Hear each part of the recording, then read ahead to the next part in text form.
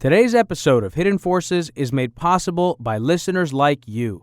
For more information about this week's episode or for easy access to related programming, visit our website at hiddenforces.io and subscribe to our free email list. If you listen to the show on your Apple Podcast app, remember, you can give us a review. Each review helps more people find the show and join our amazing community. And with that, please enjoy this week's episode.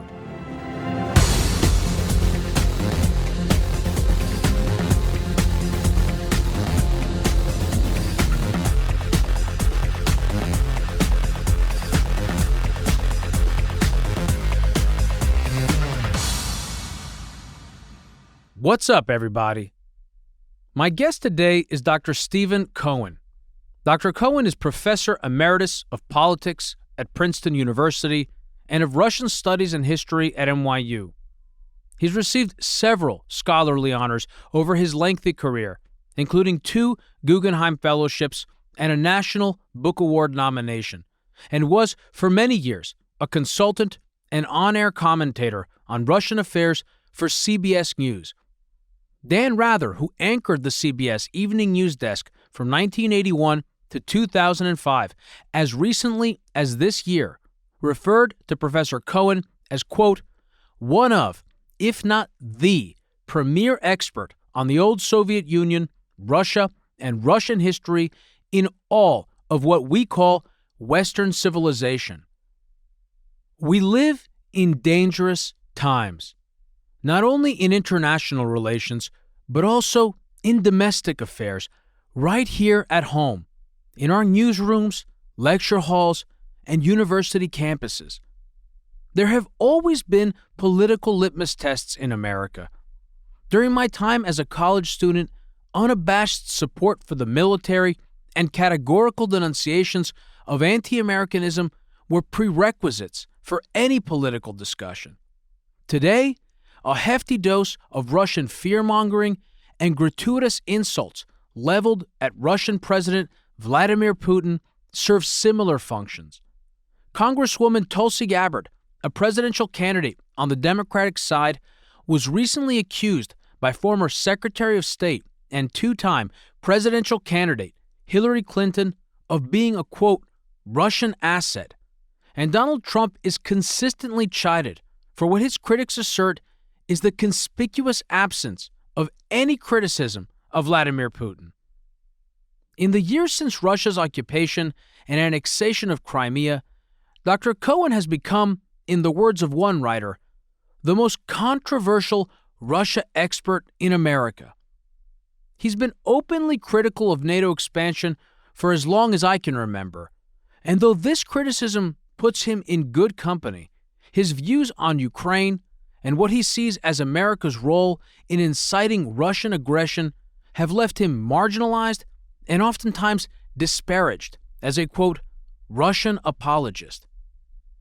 I can't say I agree with Dr. Cohen on everything, but I heed his counsel and take his warnings very seriously.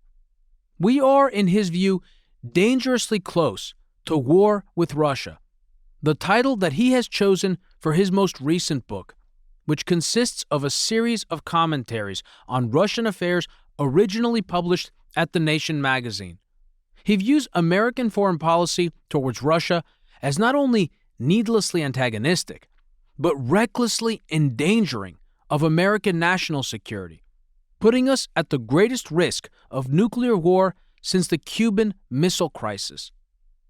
Regular listeners to this program know that I normally record the second half of my conversations as overtime segments, but in this case, it didn't feel right to break it up. Dr. Cohen provides long, unhurried answers, and this conversation is interspersed with personal stories and anecdotes from his time growing up in the Jim Crow South, his employment as a CBS commentator, as well as his experiences living in the Soviet Union during the Brezhnev and Gorbachev eras. In place of the overtime, I've made available my recently recorded episode with physicist Sean Carroll on quantum mechanics that I won't be releasing for a few more weeks. But the transcript and rundown to this week's episode has been made available, as usual, to our Patreon autodidact and super nerd subscribers. Again, to quote Dan Rather, whenever I'm around Professor Cohen, I learn a lot. And I think you will too. And with that, please enjoy my conversation with Professor Stephen Cohen.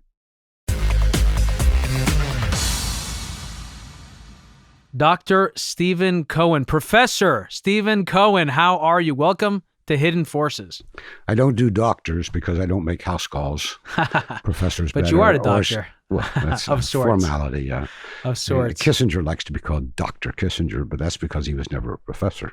Is that right? How well do you know Henry Kissinger? Not well, but a little. If you know him, that's still something. I know him through family. It's always interesting to talk to him. He must be quite a character. You know, I told you were here and we got some tea, and I didn't want to spill the beans before we started. You promised me vodka, and I ended up with a glass. We can pour some vodka in there if you want. That was just a reflex. It's okay. So you were my professor freshman year in college. I can't change the grade now. It's too late. You actually gave me a really undeservingly good grade. Would have been your preceptor, though. I'm ashamed to say that I cut your class often, and I should not have, but I did only because I was a freshman and because I was so enthused with the liberation that comes with living in a dormitory as an 18 and 19-year-old kid. And I was enjoying NYU a lot. But your class was one of my favorite classes ever that I've ever taken, and certainly in college. And your lectures were captivating isn't strong enough of a word, and I feel like mesmerizing is too much. Somewhere in between captivating and mesmerizing. You're an incredible storyteller. I remember one particular story, and I'll share it later from the lecture, but it was a wonderful time. The lecture hall was enormous, and this was part of the core curriculum. They called it MAP or something like that. Yeah, something right? like that. I wouldn't have taken it otherwise. It was just wonderful, and it's a great honor to have you in studio. Well, to give credit, I taught at Princeton for 30 years, and my own mentor, Robert C. Tucker, whom I regard as maybe the greatest American Russian expert of all times, terms of the intellectual issues he studied. He didn't live to complete what was projected to be a 3-volume biography of Stalin. But the 2 volumes on Stalin are just extraordinary. There's nothing better. He also has a book of essays called The Soviet Political Mind, which I think I used in the course. Yes, I read chapters from that book. What made Tucker interesting as a professor of Russian studies is he always left you with a really strong question to think about. Most people who talk about Russia, write about Russia, whether they're academics or journalists or politicians, are full of answers. When you run across somebody who's got a good question about Russia that you haven't thought about or you don't know the answer to, that's where the intellectual fun really begins. Somebody said to me, it was a Russian actually, a famous Russian historian, he said, because don't forget they had lived under censorship for decades until Gorbachev came. So this was the glasnost Gorbachev period. He said, Steve, a good question is always better than any answer. And I think in some ways intellectually that's right. That's interesting. I also remember a scene in the lecture hall where you recounted, you often did this. I mean, your love of the Russian people was palpable. It was clear that you had a lot of deep friendships. And in fact, I think you also mentioned that Russians, when they don't know you, they can be very cold, but when they know you, they're very warm. I think that might have been something that you mentioned. But I also remember you saying how you would go over to Russia and that your Russian friends would appear to be so much more informed than you were. You mean they were more informed about America than I was informed about Russia? Perhaps. I remember that they were more, but I specifically remember you reenacting your friends and saying, you Americans, you don't know how to read the newspaper. You got to turn it upside down and look at the corners. Is that something that you've done often? You bring back a lot of memories because it wasn't my first trip to Russia. But beginning in 1976, this is a long time ago, right? This is long before Gorbachev. This is when there's a lot of censorship. I went to live in Russia for extended periods, 2, 3, 4 months at a time. From 1976. Brezhnev's period. That's right. Until 1982, when they took away my visa. They wouldn't allow me in the country. So from 1982 until Gorbachev came to power in 85, they'd had enough of me. Yeah. and I just couldn't get in the country. But I have to say that the years I lived there, from 1976 to 1972, I wouldn't say it completely transformed my thinking about the contemporary Soviet Union completely, but it changed it so fundamentally. And then this is sort of when you run into me, that I began to rewrite all my lectures. I mean, no professor, say you give 24, 28 lectures a year, wants to write 24 new 28 lectures a year. That's like 24, 28 articles. Nobody's got that in them. So what you hope is you've got a core of lectures that you can just keep giving or update them and then some new ones. But the living in Russia, even though I had studied it for some time already, at least a decade, during those years, 76 to 82, before they wouldn't let me come back, everything changed in the way I thought in this sense. That everything this is the metaphor, I borrow it from somebody, I don't remember. Everything that had seemed gray to me now became multicolored. And I start using this word, and everything was more complex. But the reality of how people lived. You may remember I used to give a lecture that was a favorite. People liked it. It was called Naleva. So Naleva in Russian is not easy to translate, but it means sort of like under the table. Doing things not by the rule. I do remember this. Yeah, and it involves things like black market. So what I discovered living in Russia were things that I obviously couldn't know from afar. For example, how a person got a quality abortion. You remember I told this story. And the way people got, because there was a deficit of quality goods except for the elite, right? And quality goods and services would be everything from apparel to a safe abortion. Abortion being the ultimate and regular form of birth control in Russia because the other forms were not readily available. So I got to know people who had been through all this process. And what I discovered is that, Marx and Engels had said communism would be a moneyless society. Well, the Soviet Union of that period wasn't moneyless, but the money had no value. It was bartering.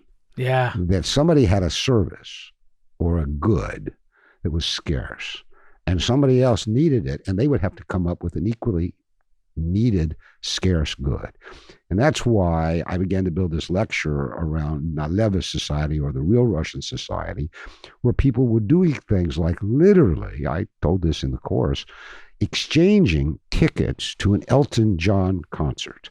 It's a myth that the Beatles were the most popular at that time. It was Elton, as they called him. Elton. He gave a big concert, I think it was in Leningrad, now St. Petersburg, and it was like the hottest thing.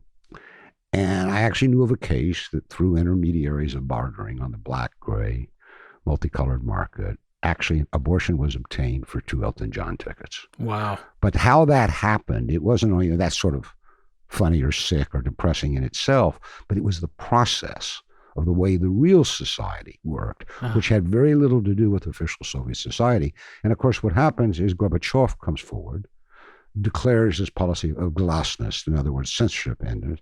Let's talk about how we really live. And then all this became known.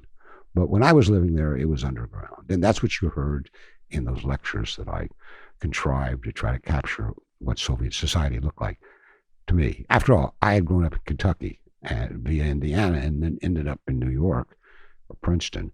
So a lot of this took some figuring out on my part. It speaks to the power of the market. And it's interesting, in my amateurish studying of Russian history, the post-Soviet period also saw something similar in terms of the flourishing of the black market, right? But you mentioned Kentucky. So from what I understand, you grew up in Kentucky. This was the Jim Crow South. Yes. I'm curious to know what that was like, because you were growing up in the 1940s and 50s. First, what was that experience like in and of itself, and how did that experience inform what you ended up doing later in your life? So the most important thing to keep in mind about my generation who grew up in the segregated South is that when we were young, it seemed perfectly normal. Didn't seem wrong, didn't seem the segregation. The racism, everything. I mean, the segregation was absolutely complete. I mean, I suppose you know this from reading things.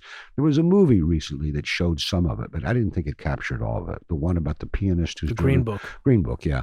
I didn't feel that really captured the totality. I mean, it was apartheid. It really was. It was an American form of apartheid. Everywhere you went, there was bathroom for the colored, as was written, and bathroom for the white. Everything was divided, colored, white, where you sat, where you went to school. Fascinating.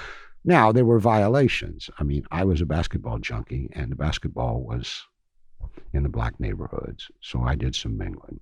But there certainly was, you were in great peril if, there was dating between the races. This was dangerous. Klan wasn't very strong in this part of Kentucky, but it was around, and after all. And you could feel that. I went to school with the kids of Wow. Klan members. I mean, but, they were just funny guys who on holidays rode around in pickups in white sheets. Wow. I mean, there wasn't. I think the last lynching where I grew up was 1937, before I was born. But, the possibility of violence hung over the society. So I found that interesting when I began to study Soviet society before Gorbachev, when so much was repressed. And I began to ask myself, with the help of my own professor, Robert C. Tucker, because I mentioned this to him, and this brought me to the major theme of my academic career, how repressive societies change. I don't mean to draw a direct parallel between the end of segregation in Kentucky or in the Jim Crow South and the end of repression in the Soviet Union, but it did influence how I began to think about change. Or maybe even the end of the Civil War, compare that to the breakup of the Soviet Union? I have to think about that. I mean, there was no invasion, obviously. Yeah. But accounts that I've read, Soviet accounts of what it was like after the breakup, that period in the 90s, it was traumatic for a lot of people. Some of the accounts that I read from Andrew Solomon, who had spent time in Moscow, particularly his accounts of the artists in Soviet Russia, it seems like it was a radical change of life. Well, it was a tragedy. I mean, Putin once said, and this was held against him, but it was mistranslated. Putin once said that the end of the Soviet Union, I think he used the word raspad, which means something like disintegration. But the end of the Soviet Union, he was reported to have said, was the greatest catastrophe of the 20th century. And people got all over him. They said, well, what about the Holocaust? And what about World War II? But actually, if you go back and look at the Russian, what he said, it's very clear there, one of the greatest catastrophes of the 20th century. And for the Russian people, to come to your point, that was true, because with the end of the Soviet Union, the dislocation was so great. The economic depression, by most indicators or criteria, exceeded the decline of production and services of the Great American Depression. In other words, their economic depression was greater than our Great Depression, just to put this in perspective. But that had real life consequences. For a period in the 1990s, men were dying on average at 57 years. In the post-Soviet Union. In Russia. In Russia. Because the other components had gone their own way. Longevity for women didn't fall as much. And men still die much earlier than men in the United States too, but the gap is not so great. But what happened in the 1990s, as Putin said, it was a catastrophe for many Russians. They died. I mean, that's a catastrophe. So when people mock Putin for that, nobody bothered to go back to the Russian, where he said one of the greatest catastrophes. But even today, in order to understand Putin, or Putinism, if there's such a thing, you have to begin the story in the 1990s and the catastrophe. So I have a lot of questions about your youth and how you first became interested in Russia and your first trip to Russia, which I think was in the late 50s. 1959. And if we have time, we'll get into those. But since we're already here, I want to begin our discussion talking about Russia and maybe how we got to where we are today. But right before we do that, I do want my listeners to really have a sense of your stature, your experience, what it really means to hear from you. You mentioned in terms of life, you grew up in the 1940s and 50s in Jim Crow South. Dan Rather, to quote Dan Rather, he's called you one of, if not the premier experts on the old Soviet Union, Russia, and Russian history in all of what we call Western civilization. There's actually a great 92nd Street Y conversation with Dan and your wife, Katrina, from The Nation. You consulted for and were an on-air commentator for CBS during which period? Oh, let me get Certainly, this it was straight. when CBS was CBS. I mean, Dan Rather was Dan the Rather, anchor. He was the anchor. I don't know if you had ever did Walter Cronkite before Cronkite left. No. I met him a few times before he died, but he was emeritus then and would come around. No, I was with CBS. I think briefly, what happened is that I was given a contract to be on the Today morning show of NBC. They didn't have a monkey back then, did they? No, they were more serious then. But the idea was they wanted to build in, because the Soviet Union was so important, a regular dialogue between a so-called, whatever they call, hawks and doves back then. So I was supposed to be the dove, and they produced somebody who was a hawk. And they liked that, and I needed to pay the bills, which you can't do. Must have been a pretty good salary from CBS, no, right? really, looking back, it wasn't that great. Really? But it helped with the kids. And then that was NBC. And then CBS saw me and said, why are you just doing morning show? Why don't you come to us for a full network contract? Which meant that I couldn't go on any other commercial networks. But they paid me a lot of money, far more than I was worth. But that's how Dan Rather and I began to travel to Russia. It must have been also cool to be on TV back then. Because now everyone's got a camera. It doesn't mean anything to be on camera. It was pre-cable.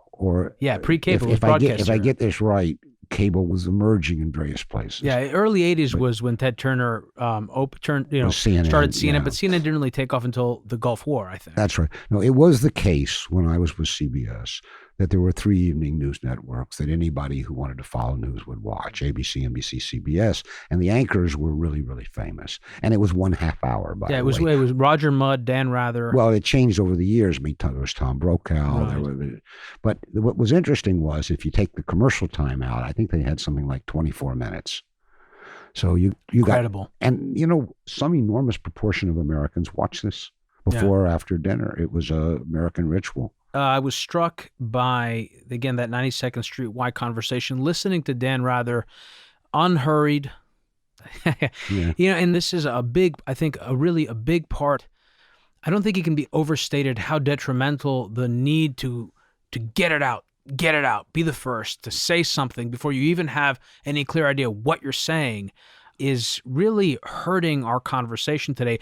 So we're going to get into all of these. Well, hold that thought for 1 second. What's interesting, you see, in part and depressing, is with the advent of so-called Russiagate, the allegations for which I can find zero evidence that Trump is, incriminated or complicit. Well, hasn't he now been effectively, not technically absolved, but effectively, he certainly wasn't found guilty of collusion. The charges against him come so fast that I've lost track of what they're. And you were right. You were writing critically of the investigation before the Mueller report. But here's came out. The point I want to make is that until this happened, you had to have certain credentials to be regarded by the media as, quote, a Russia expert.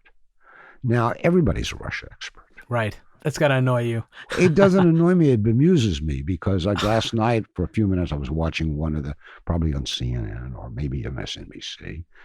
And I mean, some woman was going on about Putin and Russia. She obviously knew nothing, but it's in the culture now, what you're supposed to think. Yeah. And I don't know if it's depressing or amusing, but it's certainly not good for national security.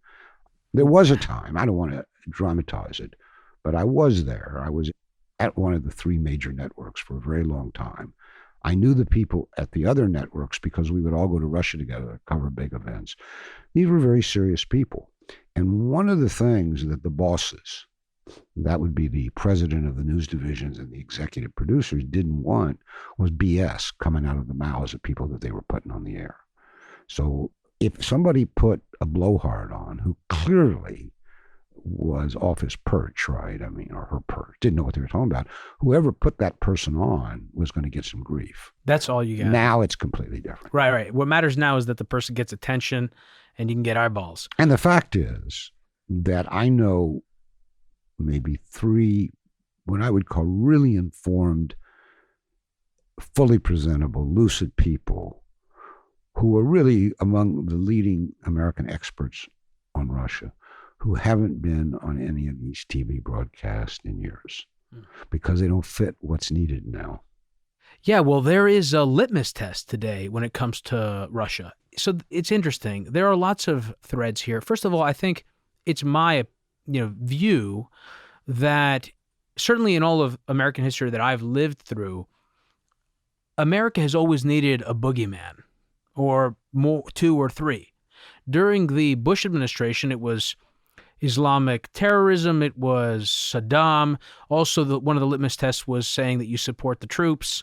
You could show that without having to say it by getting a lapel pin. There's always a litmus test. And we have recently gone through a period of hysteria with Russia. And, what's really sad and frustrating is that whenever we go through these periods of hysteria, once it's over, they just move on to the next thing. And what's left behind is a sort of wreckage. And there isn't a reflection on what has happened here. There can even be a lost generation. When I came from Kentucky and Indiana, I went to Indiana University. And I grew up, as I said, in Kentucky, which was about 130 miles away across the Ohio River. So I had really grown up in what Russians would call the American provinces. I mean, that's how Russia, it's not meant to be derogatory. It just means not a capital city in the provinces. So I came in the 60s to Columbia University to do my PhD. And the first thing, I don't want to say it shocked me because I knew the history, but the first thing that impressed me is that two of my professors had been personally called and named by McCarthy as Soviet agents. It was completely untrue. It was ludicrous. But they had been left, as one used to say to me, Stevie, I still have a jumpy stomach, be careful. That they had been left with a caution, which they passed on to some of their students. And the point was that if you want to make a career studying Russia, then communist Russia, then Russia in general, be careful. Just be careful. Don't get out on a limb. Don't make yourself a target for people like McCarthy and his descendants. So that was meant to be kind, but in fact, it was dysfunctional. Because what you want, or I want, is my best students to think way outside the box, not simply to find the cautious turf and stand there. Why do I mention this? Because it's back. It's back. Not the way as bad as it was during the McCarthy years, but I know of cases of young scholars who have chosen, say, their dissertation topics, which you have to write to get a PhD, right, if you want to go on and be a professor, who've chosen not the topic that really interested them the most, but a safer topic. And if people begin to speak and write with any kind of self-censor operating in their head, that's just not good. And so we're at risk if this continues, and it's begun again. It was before Trump it began, before Trump. But it's been yes, we've covered it on this program. Intensified with Trump. We're going to lose a whole generation of young scholars to caution. No, it is very concerning. And this brings up, though, again, something else that's really underappreciated, and it's hard to appreciate it unless you already have it to begin with, which is familiarity with history, at least have studied enough history to appreciate just how little all of us know and all of us understand. I want to also emphasize that I do remember in your lectures you making that point that this is your view, this is your experience of history, but that we need to engage with this material on our own and come to our own understanding. So I want to ask you again, I bring it back to that question. When I was in your class, spring semester 2000, this was before the 9/11 attacks.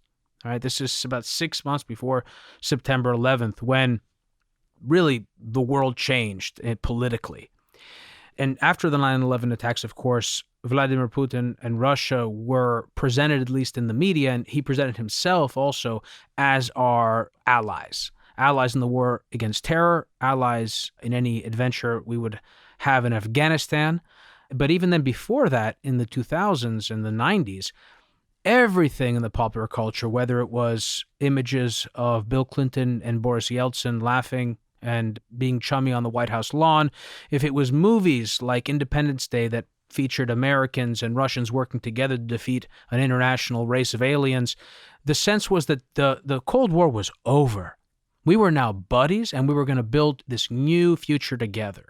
And this was, of course, a time where the neoconservative movement began neoconservatism goes back to at least Irving Kristol, but it was gathering force, right, pervading the foreign policy establishment. So how did we go from this world that I was in studying Russian history with you? There was no controversy around Russia. You were not controversial.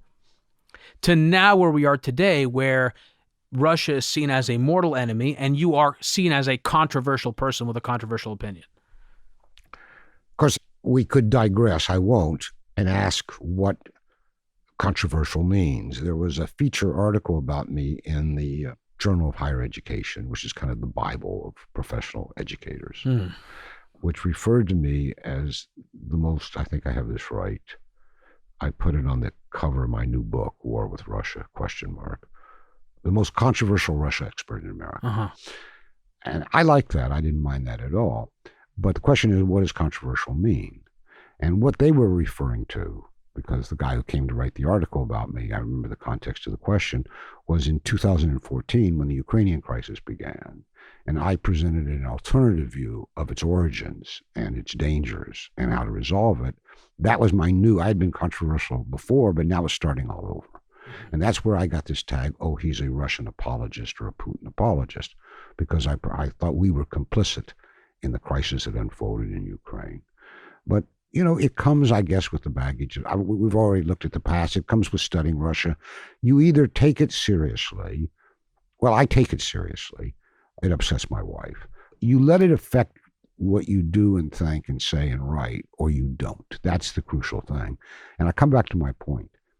If young people who see what happened to me after 214, and after all, I was an established figure, pretty well known, if they could do that to me, how could they be safe? They had no careers, no reputation, but they had to make career and reputation for the sake of their family.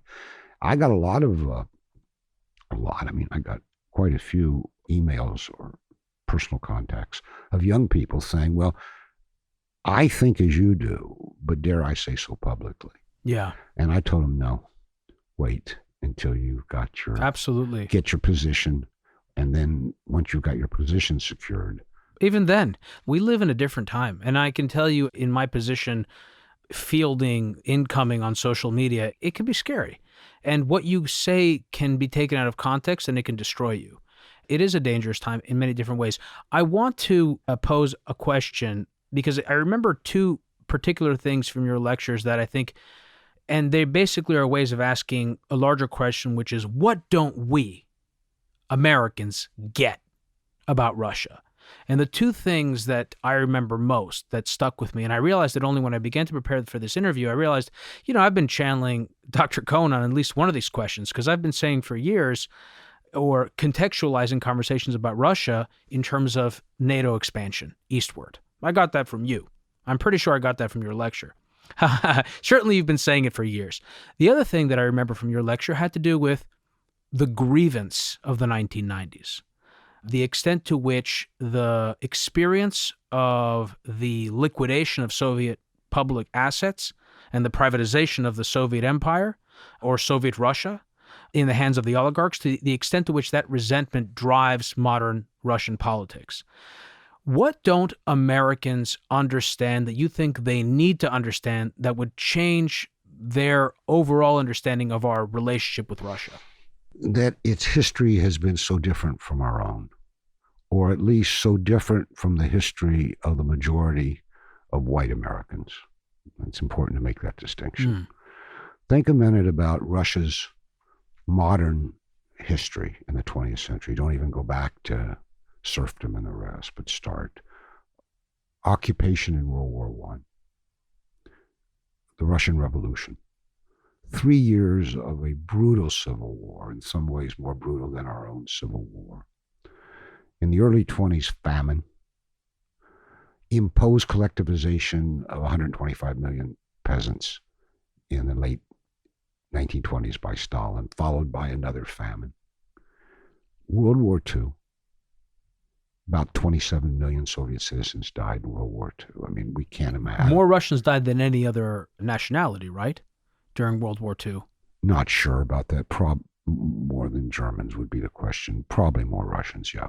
I think 670,000 Americans died, just for proportion. Yeah. But I mean, this was also occupation. I mean, the Nazis occupied a large part. It was a crucible experience for Russians. After that comes the collapse of the Stalin cult, which 2 generations had been raised on the belief, it was taught in the schools, in the popular culture, in the ideological centers, that Stalin was the kindest and most genius person who had ever ruled any country. And that was torn down. Then come the changes under Khrushchev. Then comes the end of the Soviet Union. followed by a horrible depression in the 1990s. So you said, what's the difference between Russians and Americans? The easy, cliched, and semi-correct true thing to say is what people always say, oh, we're just like Russians. We love our kids. We all want to have a successful, satisfying career. We want the best for our children, et cetera, et cetera. We want good health. We're just people. Why can't we get along? This is only superficially true. The fact is this is history that I've just enumerated for you in a very sketchy way, means that Russians have been through a crucible quite different from most Americans. And therefore, they see life and its possibilities and its dangers, not all of them, but a great many of them, than do Americans. One Russian used to like to say to me, he was a television personality. This was during Soviet censored time. Everybody watched him because everybody knew he'd say something that was forbidden, but he would sneak it in. And then the next day, did you hear what Sasha Bovin said last night? Oh my God, how'd they get that on the air? But he was famous for, sneaking something in. What period was this? This was the late 70s and early 80s. And I knew him pretty well. But my friends would watch him. I would watch him when I was in Russia, watch him on TV. He's a great big guy, weighed about 300 pounds. Wow. And he just had the look of a guy, and a big walrus mustache.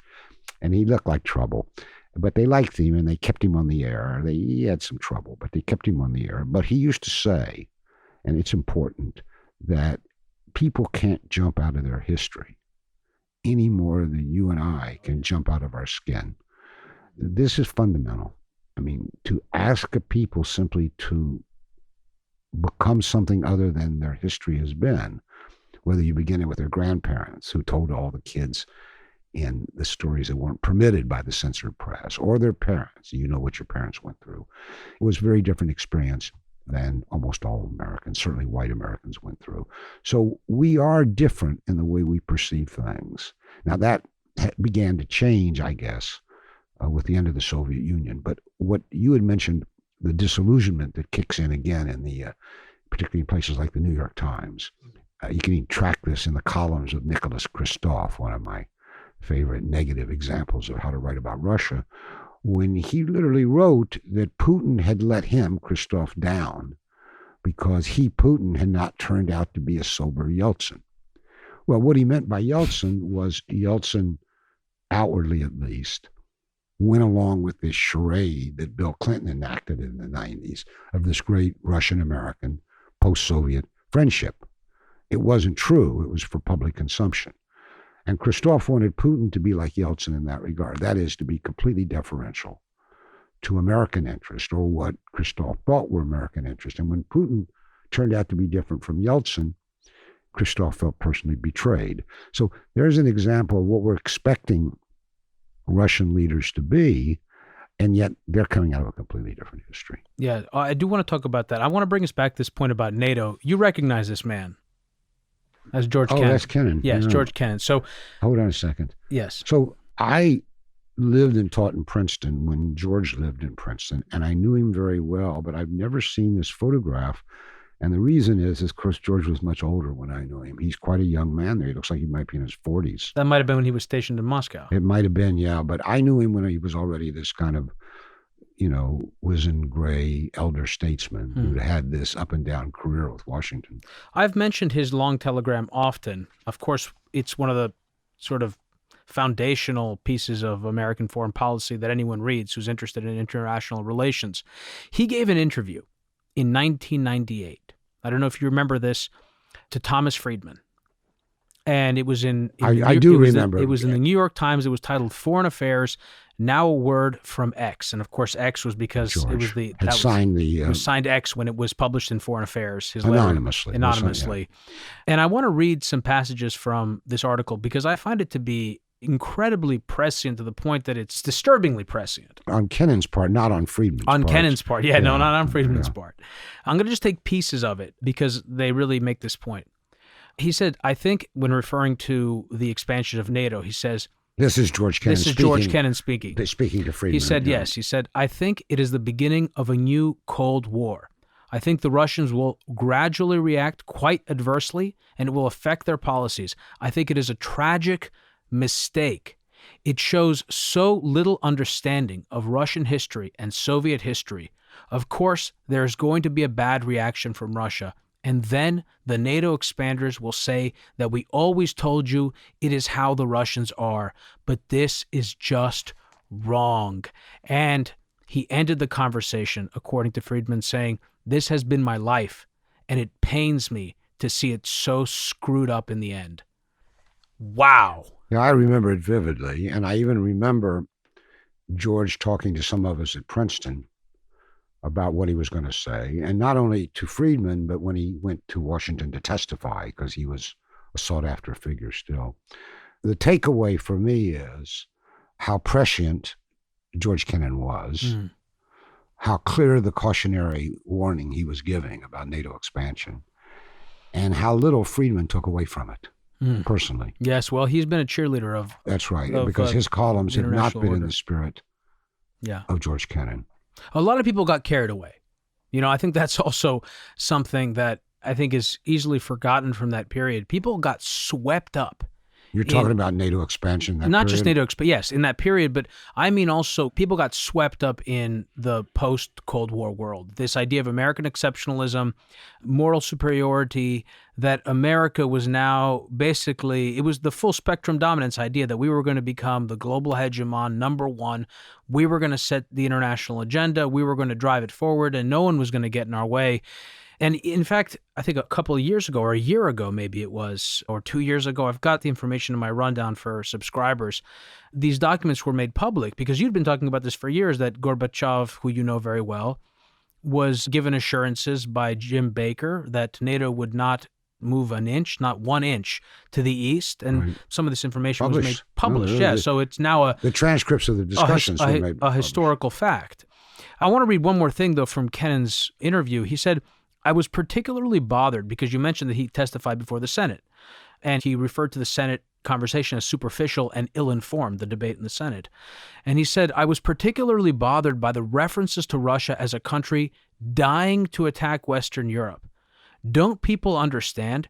Our differences in the Cold War were with the Soviet communist regime, and now we are turning our backs on the very people who mounted the greatest bloodless revolution in history to remove that Soviet regime." That also really stuck out to me, because the Cold War lasted how long? Well, people call it that Cold War. We're in a new Cold War. Yeah, sure, but it lasted... 40, people usually say 40 years. It lasted a very long time. The fact that it ended without a shot, it's one of those things where when you look back, I think for most of us, I don't think we really fully appreciate how lucky we are. And you've made this point time and again, and I think it's so important. During the Cold War, and I want you to make it yourself, during the Cold War, Americans, we were all taught to be afraid of nuclear war. It was in the culture, especially in the early years. The Cuban Missile Crisis, there was real anxiety that we could see a nuclear apocalypse. We have, in some ways, we don't have by number necessarily, but as you've made the point, we have, I think, intermediate range nuclear missiles now that we didn't have, that we got rid of in the 80s under Reagan and Gorbachev. In some ways, tensions are higher, and we have less awareness of these weapons and the potential for this type of war.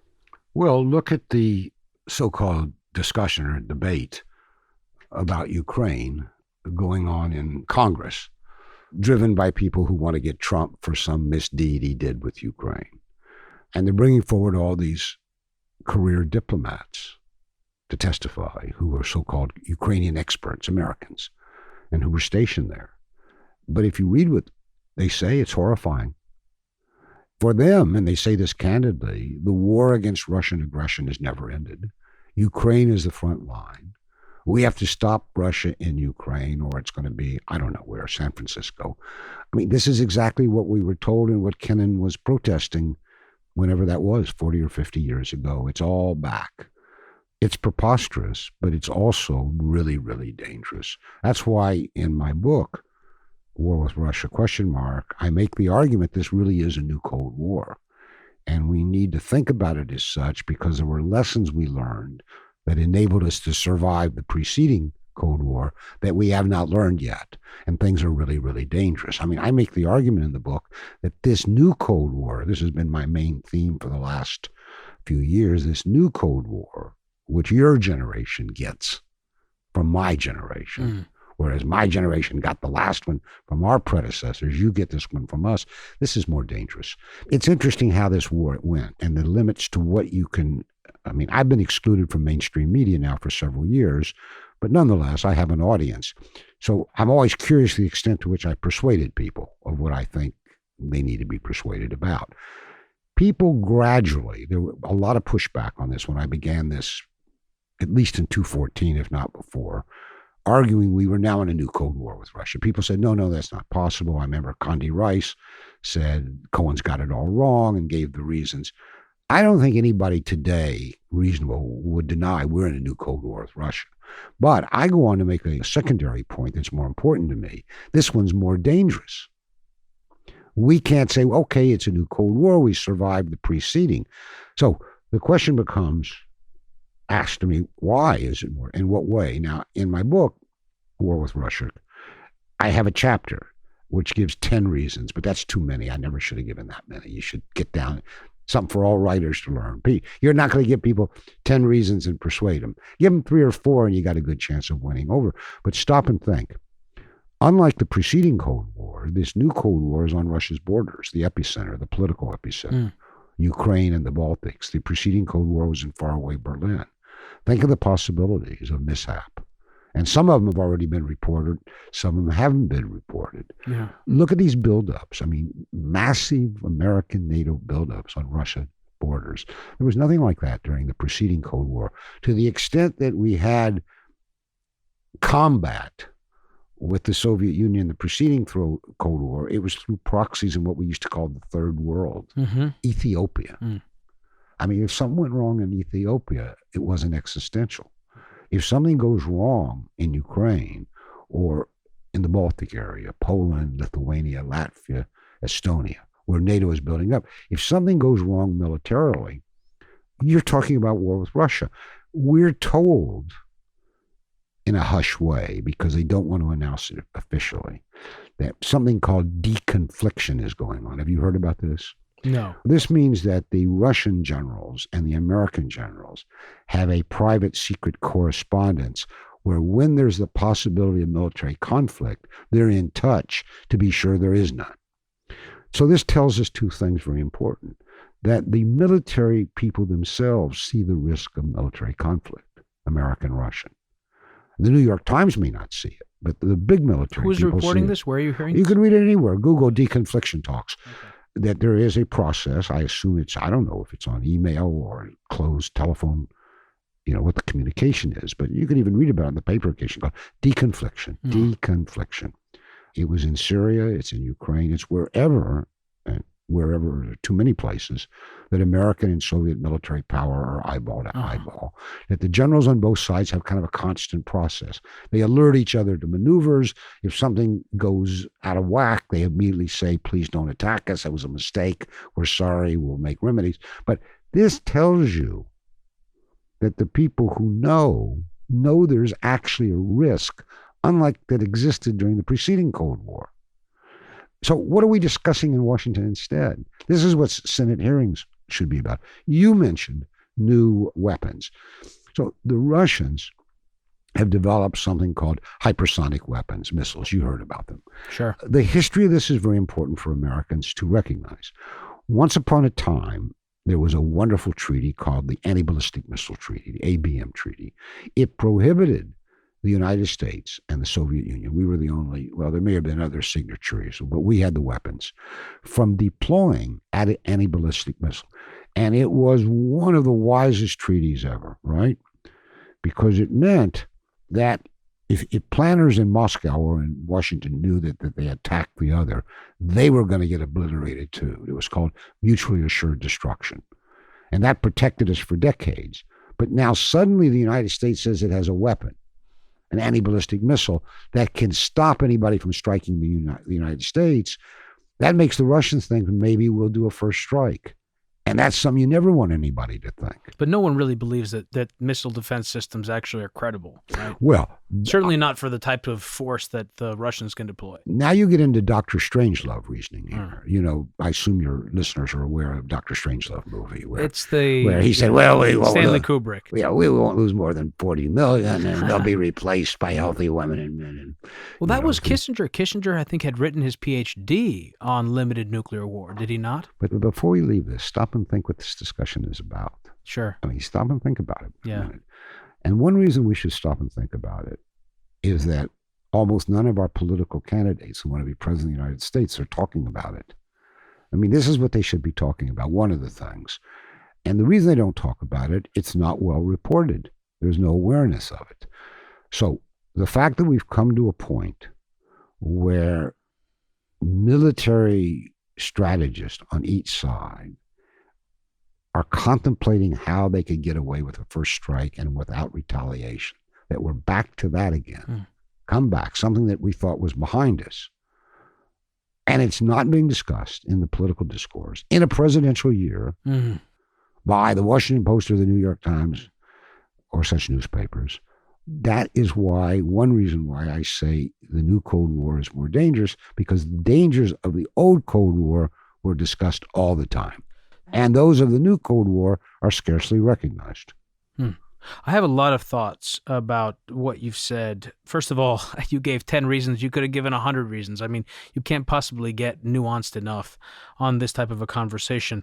I don't know how good a job I will do representing the opposition or people that would disagree with you. So one thing I would recommend is for folks to check out a monk debate that you were part of with Vladimir Posner on one side, and on the other side was Gary Kasparov and Ann Applebaum, to get that was in Toronto. That perspective. That was in 2015. Famous Canadian format. Yes, it was good, and I think they made their own set of valid points. But what the reason that also came up in my mind now as we're talking is, I was reminded of, and I understand why, because I think Ann grew up in Poland, right, and of course Gary grew up in the Soviet Union.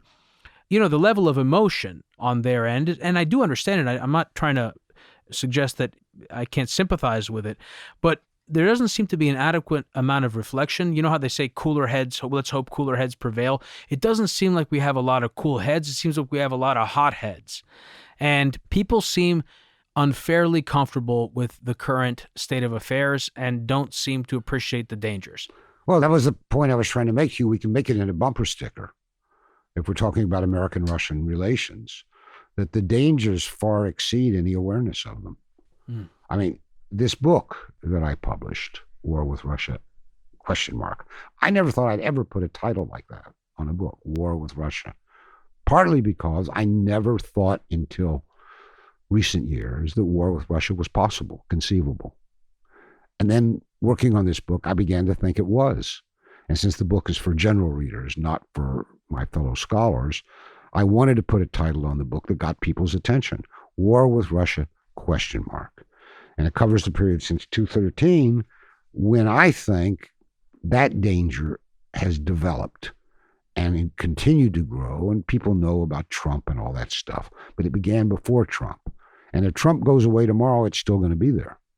And yet, again, there's no media awareness or focus on it. So, okay, another thing that you've said is that in America, we've demonized Putin and we've Putinized Russia. What is the reason? Again, this sort of brings back to a question that I asked a couple of times, which is, how did we get here? How did we get to this place where Russia is the enemy, without taking away the fact that I do think you would acknowledge that Putin is an authoritarian leader, and that Russia, you would know better how you would describe their government, but it isn't a system that I would want to live under. Acknowledging that, how did we get to this point today where we are moving apart as opposed to coming together? By the way, I'm not so sure. I mean, obviously you would not care to live in Russia instead of here in the United States, but you might find that if you were transported there in your current guise, that things wouldn't be so different. You could have this radio show there. But could I speak out against the government the way I can speak out the government here? Every day. I mean, more hateful things are said about Putin probably maybe not qualitatively, but quantitatively. But it depends in on Russian media. I suppose there are things that you can and can't say. Well, that he's betrayed the country, he's betrayed Ukraine, he's capitulated to the Americans, he's a weak leader, he sold his soul. What would that do? So what will get you in trouble in Russia? What kind of comments will get you killed? I mean, there have been journalists that have been killed. Not by the Kremlin. This is a bogus. You've made the point that they've actually been by the oligarchs, by people. No, I mean, I don't know who killed all these people, but there's no logic to the argument. This whole business about the Skripals and Litvinenko in London and Nemtsov in the site of the Kremlin, whoever killed these people, Putin had no motive. Why would he? I mean, it's not nothing but tarnish his own reputation. Is he trying to kill Bill Browder?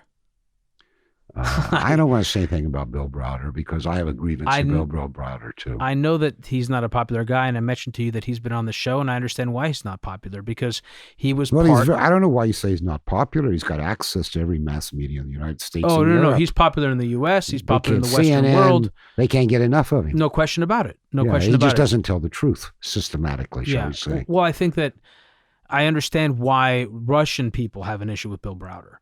I think it has to do with the fact that he was a foreign investor taking advantage of... I'm not sure the ordinary Russians ever heard the name, but the Russian political elite. I got a lot of flack from Russian listeners or Russian people on social media by having him on. And I also experienced a surge of pro-U.S. Browder bots, what were effectively bots on social media supporting the episode. Actually, it's an interesting thing. When I put that episode out, it got a huge social media surge, but it didn't reflect in the listenership, which I thought was very interesting. And that suggests to me that it had a lot of bot support. We do live in a crazy world with intelligence services and everything, but what you're saying now... I think there's a documentary film about Browder made by a Russian, very well thought of Russian filmmaker, who's anti-Putin, by the way, just to mix things up. I think his name is Andrei Nemtsov. You can Google it. Nemtsov, I think that's his name. Went to a lot of trouble to get either, I don't know if he's got English voiceovers or subtitles, but to make it accessible. And Browder spent a fortune trying to keep that film from being shown. So that tells you all you need to know about Bill Browder. Yeah. He spends a lot of time with lawyers threatening to sue people if they publish or show anything that's critical of this myth he's created about himself. He did make a lot of money in Russia, but his lawyer also was murdered by one of the oligarchs or some network of private interests. I don't want to go into this with you, but that's not what happened. All right. Okay. Even Browder doesn't say he was murdered. He said he was murdered by the Russian authorities in prison. Right, which were working apparently. Yeah, okay. Yeah, correct. He died badly, unnecessarily. He died unjustly, but Browder's version of what happened in that prison seems not to be true. And let me remind you that people die in American prisons all the time from abuse. Well, we had someone recently that died I didn't want to make the connection. In solitary confinement. But we have a long history of people dying of penal abuse in prison. Okay, so this is a separate story that Browder spun to evade charges that he massively stole money and failed to pay his taxes in Russia. That's what this is about. He has a convincing story for a while. Anyway, I don't, I only know his side of the story. And you're not going to get a positive word out of me. Okay. Except one positive word. Many years ago, when I was teaching in Princeton and living there several days of the week, Browder's father, as you may know, was Earl Browder, who was the head of the American Communist Party. Yes, I do. I do remember that. And Earl had retired to Princeton. He was now an old man. And I thought it'd be cool to go and meet Earl Browder, this famous former leader of the American Communist Party of the 1940s. So I rang up and he said, come over. And I sat around and had an inane chat with him for about an hour or so. And I remember a little kid running around the room. It could have been his grandkid. It could have been Bill Browder. Well, that's an interesting story. And I was on TV with Browder a couple times before things between us got tense. And I always meant to ask him if it was possible that was him, but it didn't happen. But I don't think Browder is a healthy factor. So I want to comment on something here, which is, this is sort of a meta observation. I think, again, it's sort of a comment on what's wrong with our marketplace of ideas, how we have conversations. It's not a problem for me what you just said here about Browder or journalists. First of all, I don't have a clear opinion, but I'm also, there's nuance in your words. And I think that today, saying what you just said, if you said that on mainstream media, I think would be an awkward moment for people because... About Browder. About Browder, also about your view about Putin not having been behind the murder of that individual. What's his name again? The poisoning of the person in London. There's the Skripals, there's Litvinenko, there's your Nemtsov. words, it's the point about the litmus test. Your words are put through a funnel. And when it comes to Russia, in America today, you've got to have a very clear opinion. And that's true for a lot of different things. You have to have a very clear view. And if you waver from that a little bit, people don't know what to do with you. And you've been called a Putin apologist. I think actually your point that you made earlier that in fact or maybe you made it in a different interview, that you're actually an American apologist. And I think conversations in America proceed from a place of moral assertiveness. And I think this comes through in spades on the other side when you listen to Russians, the frustrations that Russians have. And it's not just Russians, the Iranians have this also. I watched an Intelligence Squared debate where I think you were on this. That's right, you were on this panel. And the final debate question was about Iran. And the way it was framed was so ridiculous. And yeah, I'm going off on a tangent. Tangents are good. Sometimes we say what we really want to say. Self-censorship is bad. Let me just put a footnote to what you said. I've said it before, and it goes to why shows like yours are important. The point of it is that the discourse in America about Russia, and not only about Russia, and I mean the discourse coming out of Washington and our major newspapers and networks, is so primitive and so uninformed and so politicized that having alternative media, I guess that's what it's called, right? I mean, my wife is the editor-in-chief and publisher of The Nation magazine and has been for a quarter of a century, Katrina vanden Heuvel. And it's considered an alternative medium, even though it's read in the mainstream. But the views that it presents and the writers it uses are not mainstream writers for the most part. But, to applaud ourselves, look how democratic we are. You have your show. There's The Nation magazine. But the fact is, what's the impact on Washington where policy is made? These people do very selective reading and listening. I know a number of aides to very influential senators and members of the House. And the aides are really the ones who decide what these people are going to read. They make sure they have it in their package. Sometimes it's a subscription. Sometimes it's a clip from the article. And, the aides tend to be Washington centrists. Comes down to these handful of sources.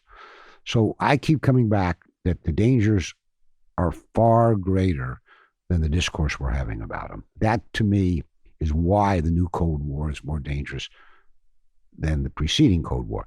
Ask me what to do about it, I am not sure, but clearly in normal democratic circumstances, a presidential candidate would take up this cause, and it would be covered by the media.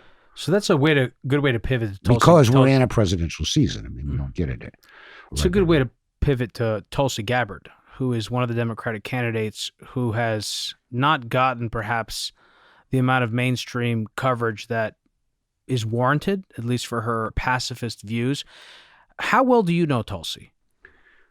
Well, I know her, and I know her well enough to say that it's not correct to say she has pacifist views. I mean, she served in the military. I don't know how many people she killed, if anybody, but she's still, I think, a colonel in the reserve. She goes off and wears a uniform. She's not a pacifist. What she is an anti-interventionist, by which she means that we have been involved for a long time in a succession of reckless, unnecessary wars abroad that have done everybody more harm than good. Hillary Clinton said that she's a Russian asset. Well, doesn't speak well for Hillary Clinton, does it? Why did you think that she said that? Hillary? Yeah. And not just Hillary, but she's not the first person. This has been a thing with Tulsi. They've accused her of being... Well, I don't know. The first article, big article that I saw, slurring Tulsi, began with me. It said the well-known Putin apologist, Professor Stephen Cohen, made a financial donation to Tulsi Gabbard's presidential campaign. Well, the second half is true. I did send, I don't know, some bucks to her to keep her voice in the race. But the business of being a Putin apologist is something that this was NBC.com. They're particularly anti-Tulsi. And they have been banging away at her. It's disgraceful. Why do they do it? Are they such believers in this warfare American foreign policy that we pursued for decades that they can't stand the dissent alternative view she represents? If that's the case, this is maybe the most powerful network in America. Why would a network have such an ideology? Where's this coming from? What a question. I mean, why would a network as a corporate entity, aren't they busy over there with sex scandals? You'd think they'd have something else to worry about. But it's unusual, I think, for a network to go after a presidential candidate the way NBC has gone after her. Why? Why do you think? I don't know. It's interesting. I don't know. But the point of it is, for me, is that the issue of, to put this historical and use the language of my generation, détente with Russia or Cold War. Détente meaning more cooperation, less conflict. That was the term. Had been a factor in many presidential campaigns before, right? Eisenhower ran, in fact, saying that he would do something to ratchet down. And you saw what happened, the shoot down of the U-2. There are powerful forces, both in Moscow and in Washington, who are perfectly happy with this new Cold War and will sabotage it. There were episodes under Obama where somebody in the Department of Defense ran a sabotage campaign against a peace overture by Obama. You could see what they're doing to Trump.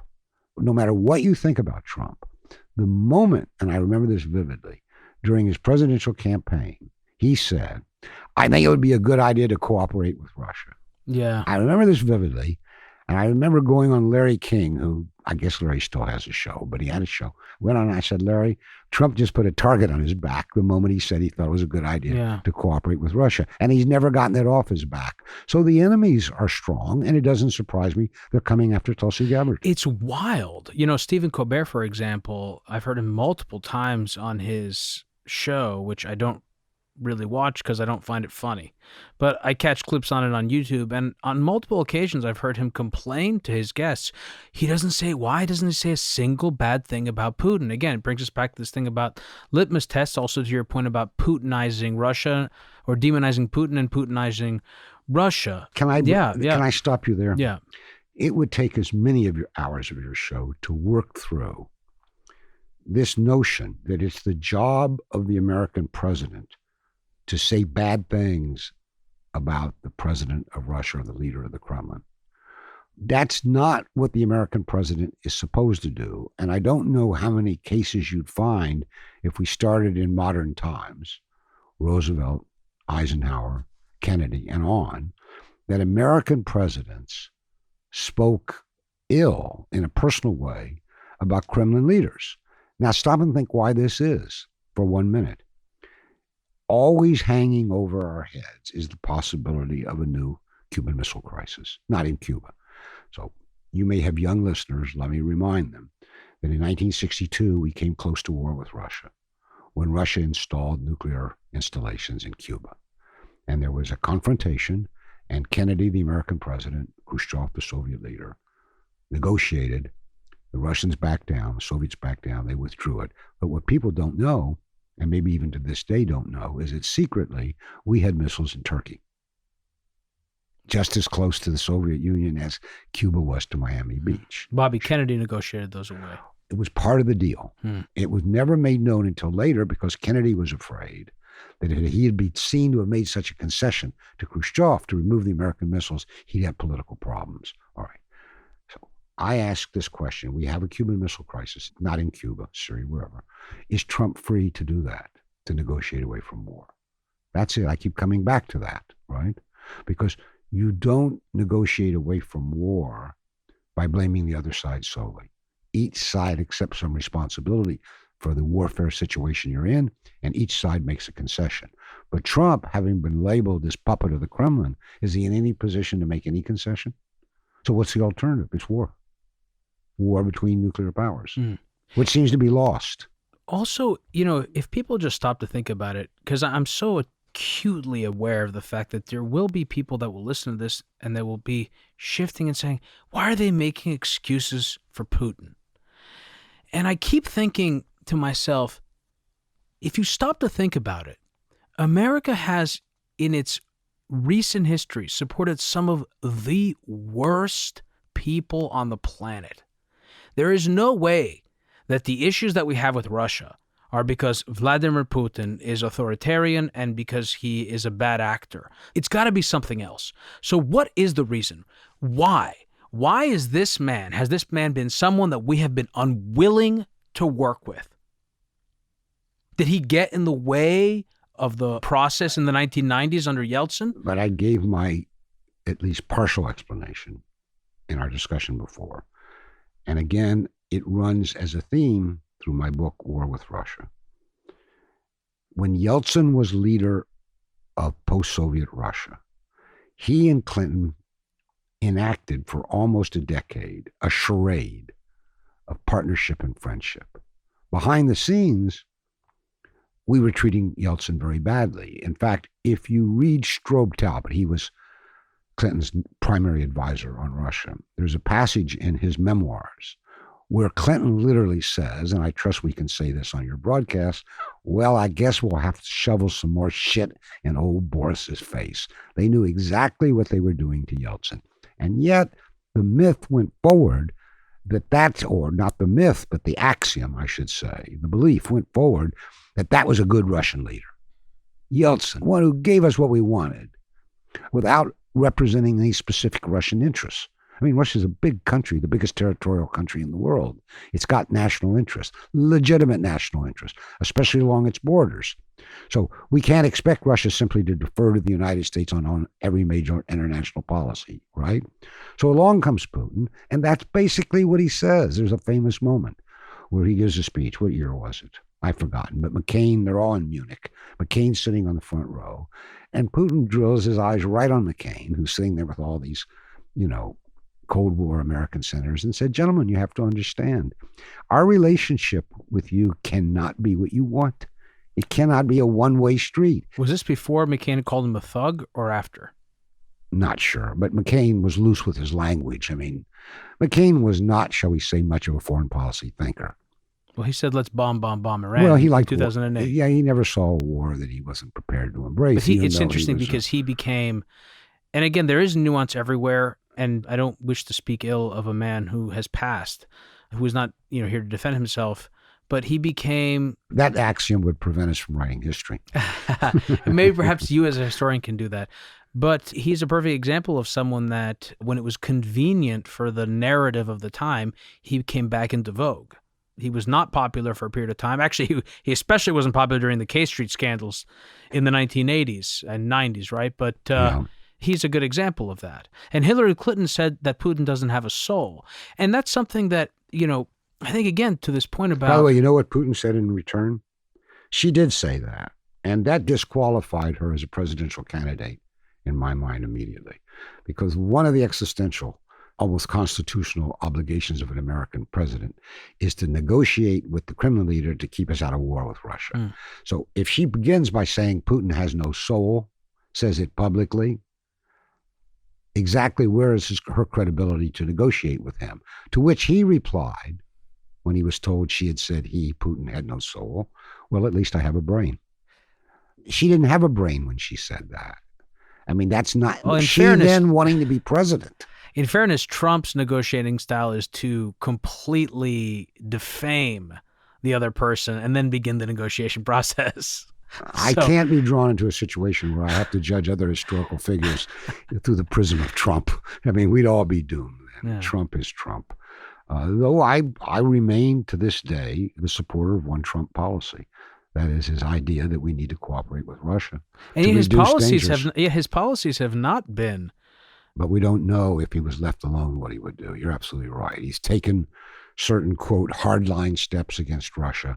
I guess it's to get these allegations off his back. I suppose when he decided to give Ukraine military assistance that Obama wouldn't give Ukraine, he thought that would keep people from calling him pro-Russian or something. I bring it back to this question. I keep harping on it. Why? Why the fixation with Putin? Why the fixation with Russia? The first time that I it came even into my head that we had an issue with Russia was during the 2012 campaign. I learned about it from Mitt Romney on the debate stage. Russia is our greatest geopolitical adversary. He said it then and there. 2012 was the first time I ever heard it. And I thought to myself, where the hell did this come from? I thought we were friends. That's when Obama said to Romney, they were debating, weren't they? He said, yeah, they were debating. He said, Governor Romney, the 1970s are calling. They want their foreign policy back.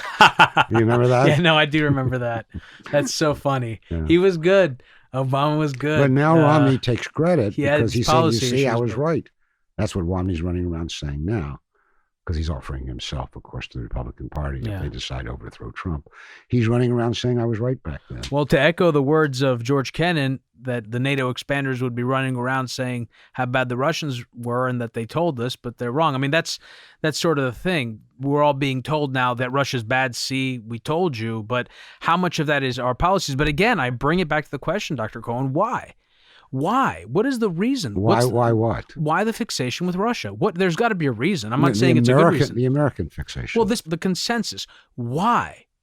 You mean the fixation on Russia as an enemy? As an enemy. Why? So there was a big Soviet Russian. His name was Georgy Arbatov, now deceased, but he was a foreign policy thinker and advisor to the Kremlin. And he said even when things were going pretty well between Moscow and Washington, that the Cold War will come back and we will be the villains again, we Russians, because he said, and he paused, you Americans can't live without an enemy. He was generalizing about us. I think he meant our political class.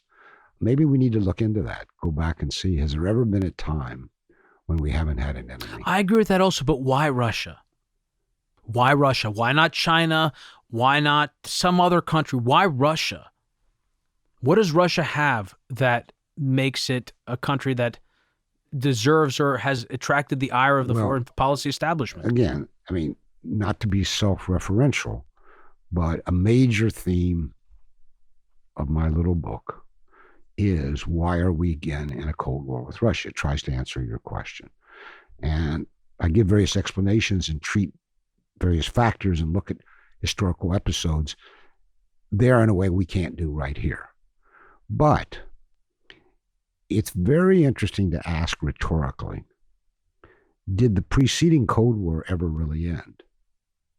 Everybody says the Cold War ended. There's some dispute about when historians should date it, 1989, 1990, or with the end of the Soviet Union in 1991. So the people who played a diplomatic role, like Jack Matlock, who was the American ambassador to the Soviet Union, argues that the Cold War ended through negotiations, peacefully, with no winners and no losers, or rather, as Jack would say, both sides were winners in ending the Cold War. Now there's been a revisionist interpretation of how all that ended, because after the Soviet Union, if you would ask probably a high school student who'd been reading some history or a college student, they would say the Cold War ended in 1991 when the Soviet Union ended. You understand the difference? In other words, we won it. But if you take a different view, that we didn't win it, but it was negotiated. Both sides negotiated an end. But what happened was, after the end of the Soviet Union, and this began with George Bush, the first George Bush, and it bitterly upset Gorbachev, who'd been a party to the negotiations that ended the Cold War. George Bush began to run against Clinton on the grounds that he had won the Cold War as a campaign slogan. He knew it not to be true, but for political... Sure. But it entered the bloodstream. And then you come into this, what I call triumphalism, American triumphalism. I mean, what could make you feel better to say that there had been a 40-year shadowy Cold War with the Soviet Union and we won? It's understandable. So then you mentioned earlier, however, that this triumphalism then leads to a certain kind of foreign policy thinking in Washington that leads to certain foreign policy. There's a direct line, surely, between the view that we won the Cold War and our decision to attack Iraq. Would you agree there's a connection there? Between the end of the Cold War and the second Persian Gulf War, well, the first one. If we can knock off the Soviet Union, who can't we knock off? And where does our mandate stop? Nowhere. We are now the sole surviving superpower. I think it took some time for that to bake in. You may be too young to remember, but in the 90s, people were running around in Washington saying, we're the only superpower now. Sure, no. I mean, well, what license does that give you then, yeah. if you think like that?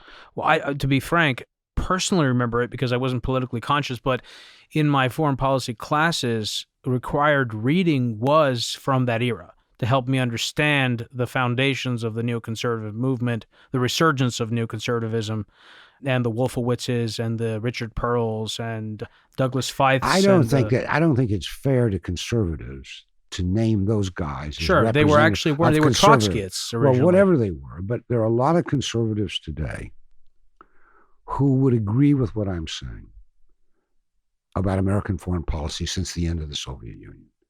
And some of the people that you've interviewed, I think, in their own way, are conservatives. So I will not pose that question again. Which one? The question of why Russia, why the enemy, why the demonization. I will instead put forward a hypothesis that I wouldn't feel comfortable putting forward otherwise because it is conjecturally based and not based on much fact, but some sort of connection of ideas, which is, I wonder to what extent Putin got in the way of U.S. businesses that were having their way with the privatization of Russia. Did he kind of get in the middle of it? Did things get screwed up after 1998, after the collapse of the Russian economy? I mean, I still don't really understand it because I think, in my view, we know from the history of U.S. foreign policy, if an authoritarian dictator or whoever it is the worst person in the world, that is almost never important. What really matters is, do they do Washington's bidding? So clearly he, in some way or other, didn't do Washington's bidding. And I brings me back to my point, when and why did this relationship go south? Well, it wasn't due to the American corporate business community. They were as eager as ever for the Russian market, which is a vast market. And, I think I may have the number wrong, but about 160 significant American corporations doing business and profitable business in post-Soviet Russia. And that's part of their balance sheet, and they don't want to lose it. So when Putin comes to power, he had to look pretty good to them. He was sober, as Christoph pointed out. Sober Yeltsin. He professed to be a capitalist. He professed to want business relations. And in fact, if you look at his, Putin is a fluent German speaker. He was stationed in Germany during his years in the KGB, and he has a special affinity for Germany. And I think I may have the number wrong, but something like 9,000 significant-sized German businesses do business in Russia. Stop and think about that.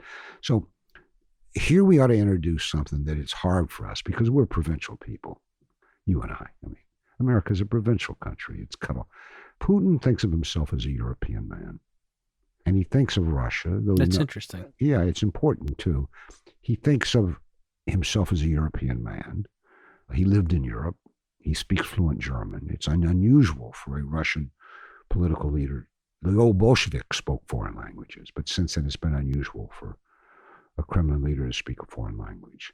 And by the way, his English seems to be pretty good. He's been studying English. He stops the translator whenever he feels like That's it. right. He knows. You can tell that he knows what's going on. And listen to him do his rendition of Fats Domino. He plays the piano and sings in English. His rendition of Fats Domino's on Blueberry Hill is a lark. But Putin thinks of himself as a European man. The interesting question I ask myself is, does he think of Russia as a European country? Because historically, we all know that Russia has straddled Europe and non-Europe to the east. Russia's been of Asia and been of Europe, both geographically, politically, intellectually, culturally, spiritually.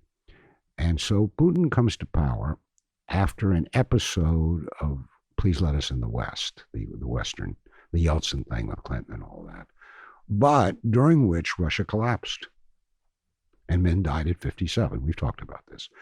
So here comes Putin, a European man. And to go back to something that you mentioned, immediately after 9/11, Putin was the first person to call President George Bush, right?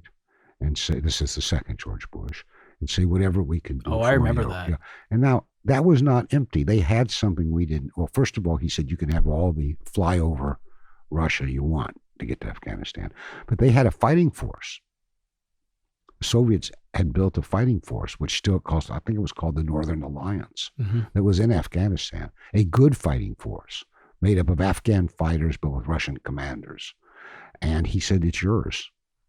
So how many lives, American lives, did Putin save by the assistance he and he gave us Russian intelligence, which was far better than our own in Afghanistan for obvious reasons. And yet, despite that act of generosity, and he was opposed, by the way. I mean, it's a matter of record that his own generals, a lot of his own intelligence people said, you can't give the Americans this information. You can't do this. He went ahead, and yet he's ended up to be one of these great villains. So the question you ask, why this? Let me put it to you. Rhetorical question. Well, I mean, let me hope it's rhetorical. So let me make it rhetorical. Why was it okay, and even more than okay, they were applauded and elected, for previous American presidents to negotiate extensively on the most sensitive strategic issues with Kremlin leaders who were declared communists, correct? Soviet communists, and not with Putin, who's an anti-communist and who states his anti-communism all the time. I don't know. That's why I'm asking you. I'm genuinely perplexed. The answer then has more to do with us than with Russia. And what is that answer? I mean, I'm supposed to be an expert on Russia, not America. Well, I mean, people have said we need an enemy and it's handy. I think it goes back to what I've talked about. There was this assumption that when the Cold War ended, we won it. That was a mistake. It was negotiated. But it's believed that we won it, and therefore, like defeated adversaries, say Japan and Germany after World War II, Russia should have done what we told it to do and accommodated us. And when it didn't, we felt something between grave disappointment and betrayal. So a sort of cascading. Well, people thought, because you could hear this and it was written, that the end of the Cold War was analogous to the end of the World War II. We had won. Yeah. But if that was true, stop and think about this now for a minute. True. And we occupied Japan and Germany, right? And they did what we told them, at least for a few decades. Then Russia should have been in the same subservient position, and yet it wasn't. And we also put together the Marshall Plan after Europe. We treated the defeated Nazi. That became another. I agree. Germany in a very different way than we did the Soviet Union. There are people who think, like Jeffrey Sachs, whom you probably know, had we given Russia a gigantic Marshall Plan package. Well, I don't know if we could have afforded to do that, but but if we had given them really substantial, instead of loans that they had to repay, that the political relationship would have turned out differently. I don't believe it for a minute. But it's an argument, at least. So you mentioned this. I think that was your first lecture in the class. It was, or at least mentioning it to us about, is Russia an Eastern country or is it a Western country? Probably. Is it part of Europe or is it part of the East? And I think your argument was, well, it's really neither. Well, I think what I did, and I was always had trouble finding a reading to give, but I think toward the end I found a short reading, is the point of it is it's not for us to answer the question. I wanted to say it's a question that Russians have grappled with for centuries, right? Mm-hmm. And it remains important. And now it becomes geopolitically important to put the knot on this unraveling conversation we're having that seems to be going here and yon. We haven't really talked about relations between China and Russia today. The single most important bipartisan relationship that's emerging in the world today is between Moscow and Beijing. There's no question about it. These humongous countries, rich in population, resources, and space, have gone from a hostile relationship to a wary kind of liberate relationship to a quasi-partnership to what looks to be merging now as an all-out alliance. This is a transformation in geopolitics. And it's all because of the United States and the policy that we pursued. It doesn't mean they're going to be hostile to the United States, but think of the sway, economic if only, with the whole Belt Road and Chinese projects that are Moscow, Beijing, and I mean, partnership and friendship. There's conflicts, to be sure, but if that becomes a reality of modern geopolitics, it's a major change. And Europe becomes, shall we say, considerably less significant. In the conversations I've had on this program, foreign policy related, I've come away with the view that the United States, to the extent that we have a geopolitical rival, it seems to me to be China. And China, I think, shares much less in common with America than Russia. And it seems to me, again, that in this world, in this complicated world we live in, we have to make compromises. And I don't see how it's in our interest not to find a way to work with Russia, to work with the Russian government, to work with Putin. I'm not putting any details there, but it seems to me that just given the complexity of the world, we cannot pick fights with everyone and fight every battle everywhere. And there are things specifically about the Chinese Communist Party that I find, I don't know how we can work together with that government. I just don't. And it seems to me that we need to work on our alliances and try to work with countries where we can. I don't know enough about China to have deep felt views, but I certainly endorse what you said about Russia. There is no reason other than things we've imagined and conflicts we've dreamt up why the relationship between the United States and Russia should not only be good, but a kind of international security relationship. That should have happened in Syria. It should have happened in Syria. But there are other places where it's necessary. I think that one of the issues that ought to be debated among the Democratic would-be nominees is whether they would pursue a rivalry or a partnership with Russia in international affairs. So far as I know, only Tulsi Gabbard on her own has said this. I was horrified when our own mayor, during his brief appearance at a debate, when asked what was the gravest international threat to the United States, de Blasio said Russia. Yeah, he's ridiculous. Where that was coming from, yeah, who knows? I don't even know if he knows. I don't know. Let's not even. Well, let's not even talk about that guy. But it's out there, right? That idea. Yeah. And I agree with you that it's not only a fraudulent idea, it's not in our national security interest, and it would be very easy. And the last word: none of us are supposed to say anything kind about Trump, but I can't be quite so categorical. From the beginning and continue, this instinct Trump has to cooperate in a détente way with Russia is in our national interest. Would that he be free to do it? Now, he may screw it up. He may not know how to do it, and the people around him are nothing to write home about. But nonetheless, the instinct is right.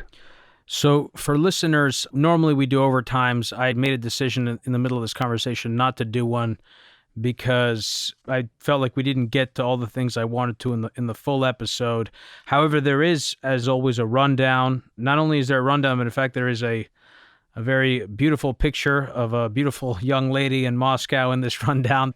And I also shared some parts of my syllabus from my class with Dr. Cohen titled Russian History Since 1917. I think that's Russia since 1917. It was the name of the class. And there will, of course, also be a transcript. Those are available at patreon.com/hidden forces. As always, you can find a link to that in the description to this week's episode. Dr. Cohen, it was wonderful having you here. I appreciate you giving me a good grade, despite the fact that I missed some of your classes, but your lessons have remained with me. Thank you. Thanks for having me on. Today's episode of Hidden Forces was recorded at Creative Media Design Studio in New York City. For more information about this week's episode, or if you want easy access to related programming, visit our website at hiddenforces.io and subscribe to our free email list. If you want access to overtime segments, episode transcripts, and show rundowns full of links and detailed information related to each and every episode, check out our premium subscription, available through the Hidden Forces website or through our Patreon page at patreon.com/hidden forces. Today's episode was produced by me and edited by Stylianos Nicolaou. For more episodes, you can check out our website at hiddenforces.io. Join the conversation at Facebook, Twitter, and Instagram at @HiddenForcesPod or send me an email at dk@hiddenforces.io. As always, thanks for listening. We'll see you next week.